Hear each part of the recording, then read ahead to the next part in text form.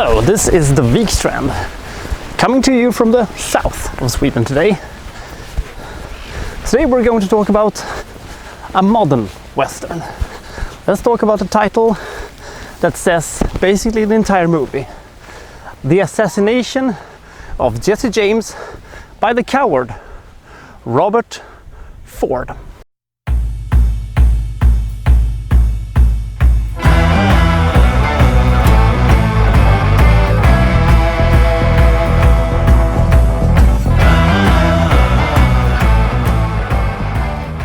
So Jesse James may have been the most famous outlaw in the annals of Western, alongside Billy the Kid, maybe. He was almost like a pop culture phenomenon icon. There were books about him, there were newspaper that was about him. A lot of it was exaggerated, a lot of it was made up, and in some cases they were damn right lies. He was made out to be some kind of a Robin Hood character that the law never could catch. And as the title suggests, he met his fate by the hands of a man called Robert Ford. Now, who was Robert Ford?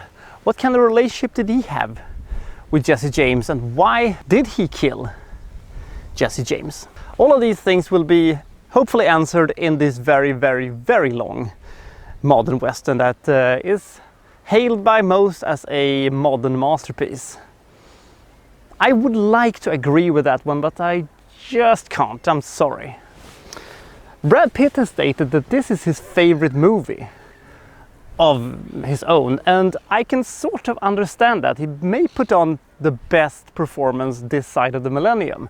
All good so far. And the sequences with him are the best. But there's a problem. There are not that many sequences with Jesse James in this movie. When he does appear, it feels earned. It feels like, oh, here comes Jesse James. This is gonna be great. This movie's original cut was an actual 4-hour epic monstrosity, which they were able to cut down to a more respectable 2 hours and 40 minutes. But the thing is that we are mostly for this movie stuck with Casey Affleck's maybe brilliant portrayal of Robert Ford. I mean, this was probably how Robert Ford was viewed by Jesse James and the rest of his gang, but I just find him so annoying. He's so annoying. I can't bear him, and we're mostly stuck with him. And I have huge problems with movies where I don't like the main character, which he is. I would have liked to have Jesse James as our main character. I would have liked to know more about Jesse James, but no, we're stuck with him, I guess. There is a lot of things in these movies which I absolutely love. The actors are great.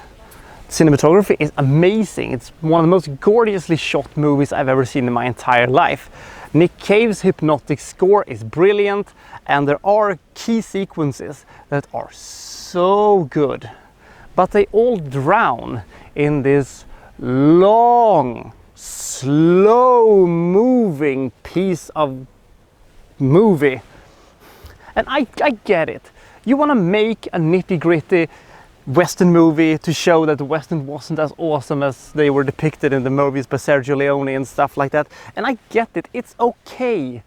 But you don't have to get it this boring and this uninteresting just for the sake of having a lot of method acting and a lot of these, you know, very personal things going on. Could it have been made better?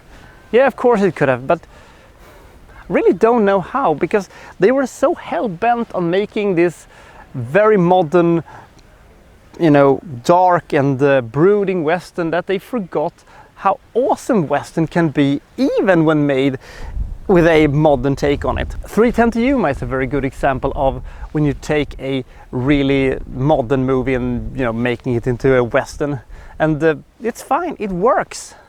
Learn from it. This is a movie I really would have liked to like. And there are a lot of things I do like, especially the last 20 minutes. This is one of these rare cases where the thing that happened after the seismic events that we think is the reason we're watching the movie, and the thing that happens after the seismic events is actually more interesting than what we're actually seeing A Royal Affair is a movie that comes into mind. There are a lot of good side characters. Sam Rockwell and Jeremy Renner is always nice to see, and Mary Louise Parker as Jesse James' wife is a lot of fun. But couldn't we have gotten just a little bit more Jesse James? Come on. If you like more modern Western, you want to see some more, you know, character acting and some more, you know, in-depth perspectives of the life in the Old West, this is a good movie to see.